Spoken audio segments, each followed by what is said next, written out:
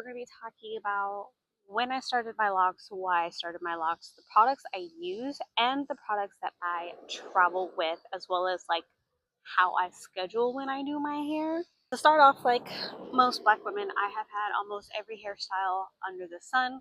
And before my lock journey, I was actually bald. But it's okay because I got a nice shaped head.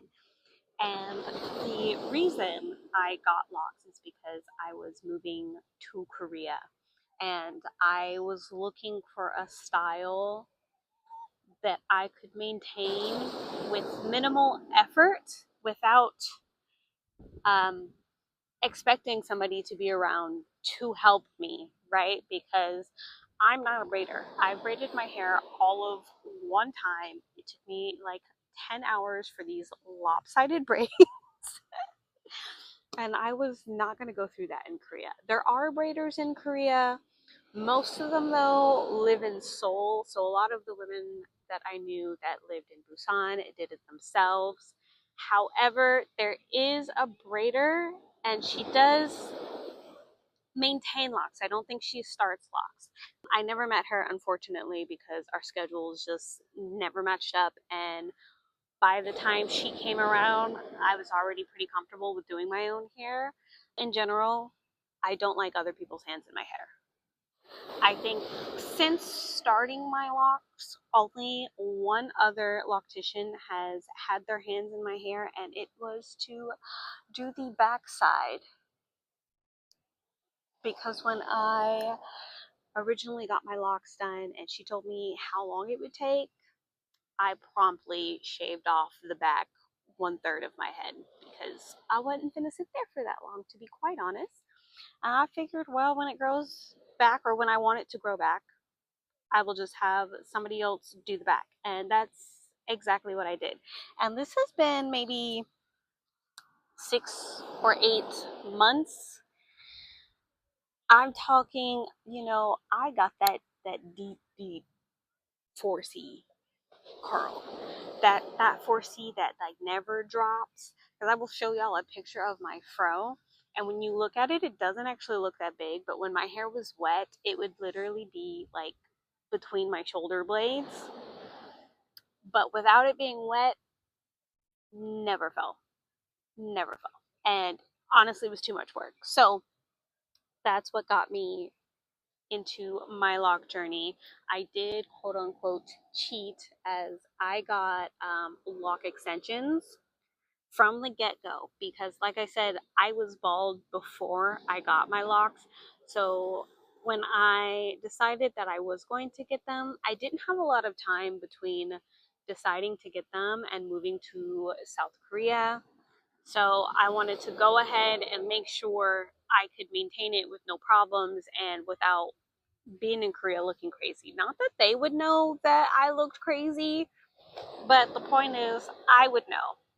And I didn't want that to happen. So that is how I got started. And honestly, for the first 2 years, I barely touched my hair. I barely did anything. I think I was retwisting like every 2 months once I was on my own. But nowadays, generally speaking, I can't even say that I retwist every 3 months. I just kind of do it when I feel like it and to make sure like the roots are growing where they're supposed to grow. But for the most part, as long as when I wash it, I go through and I, gently separate them and make sure they're separated, I don't have any problems. As you can see, I just went swimming in the ocean. So it is wash day. So I will take you along for that as well. Okay, I don't actually know how to film a hair video, but we're gonna give it my best shot. I am back at home and I have just finished my beach shenanigans. So I am going to obviously wash my hair. Now, I probably wouldn't wash it if I was going to get back in the ocean later today, but I don't think I am, so I'm gonna go ahead and wash my hair. This is not tea tree oil. This is Dr. Bronner's Castile soap. but it is the tea tree Castile soap. I pretty much only use Dr. Bronner's now, and as you can see, it's almost empty, but that's because I spilled some, which was unfortunate. But I mean, I get like the big bottles, so it lasts forever. You literally only need a few drops. And since I've started using this, I think my hair has been the healthiest.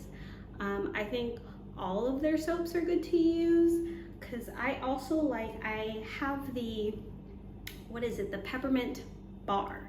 And I probably should have just gone ahead and chopped it into little pieces and brought it with me, because I think my scalp would really like that. But the peppermint one, you know, you get like that tingling sensation. Oh, it feels amazing. So Dr. Bronner's is what I use and what I specifically travel with. And if I run out, I will just go get, you know, something quick and small from like the 7-Eleven. Head & Shoulders isn't bad, but honestly, anything that has like tea tree oil, peppermint, or, you know, something very soothing like that, I really like. And I also have coconut oil. And so I do use different other oils in my hair, but not when I'm traveling, because I'm not going to travel with a bunch of oils. I actually don't travel with oil. I bought this while here. It just makes it simple, especially because I actually think the oil we get in other countries, specifically Asian countries, are better than the ones that we have in the States. So yeah, so these are the two things I am using today. Sometimes, not this time, I will take my hair out of the two tri-and-split and just pull them apart, make sure they're not fusing together. But I don't have the patience to retwist it today either, so that's not going to happen. But I can show you with the back, while you're in the shower, you just kind of gently pull, you can see there, that's fused together, and you gently pull just a little bit so it's not too thick at the roots. And you know, get it all sudsy. I focus on the scalp.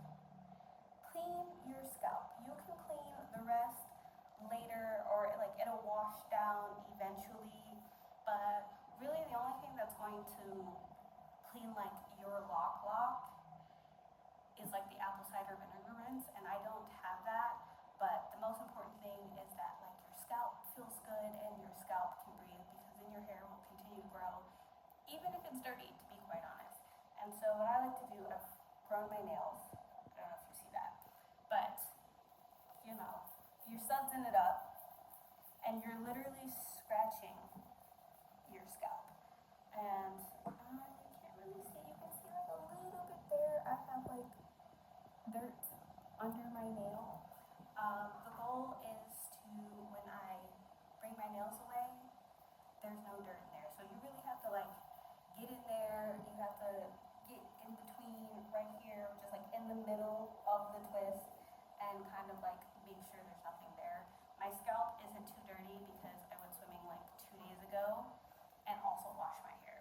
So I don't normally wash my hair this much, but because I'm getting in the ocean so often, I am washing my hair a lot more often. But again, I'm focusing on the roots. I'm not spending too much time in there. And I'm using the oil to keep my scalp from getting dried out. Okay, really quick. I think it's been about 2 hours. I typically leave my microfiber towel on for 3 hours to all day. However, I have things to do, so I don't have time. Basically, I don't want my hair to be dripping when I'm walking around later, which is exactly what's going to happen. But I like to keep it so my roots are damp, not soaked. And then I go in with my coconut oil, and I'm literally just going to put it all over.